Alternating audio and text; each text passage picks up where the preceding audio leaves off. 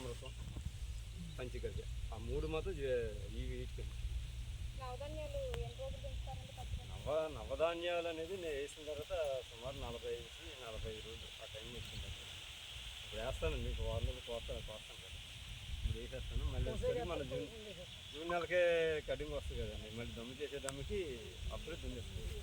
ఈ లోపల మన దూడలు ఉన్నాయి కదా, నా మేస్తాను కదా హైట్ అయ్యాక పైదేమో అవి తింటాయి, కింద మాత్రం గేదెలకి ఆవులకి కటింగ్ చేయకుండా దూడలు వదిలేస్తాను. ఎన్ని రోజులు పెంచాక మేస్తారు? మేడం ఏప్రిల్ 10 తారీఖు బోర్ నీళ్ళు వస్తాయండి మనకి? ఏదైనా వర్షం పోకపోతే ఒక టైం ఉంది అక్కడ మనుషులతో పంపిస్తారా? ఇది మాత్రం మనుషులతో పంపించి ఇప్పుడు సీడ్ కోసం పెట్టే విత్తనాల కోసం. నవధాన్యాలు కంపల్సరీగా 25 రోజులు ఎదగనిస్తాం మేడం. 25 రోజులు దాటిన తర్వాత 25 రోజులు దాటిన తర్వాత పశువులు వదులుతాము.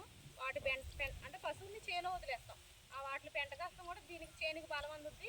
అలాగే మనకి పచ్చి రొట్ట అనేది నేలకు అందించాల్సిన అవసరం లేదు, ఎందుకంటే మనం 30 రకాల విత్తనాలు వేస్తున్నాం కదా, దాని వేరు వ్యవస్థ వల్ల ఆ పోషకాలు అనేవి అందుతాయి.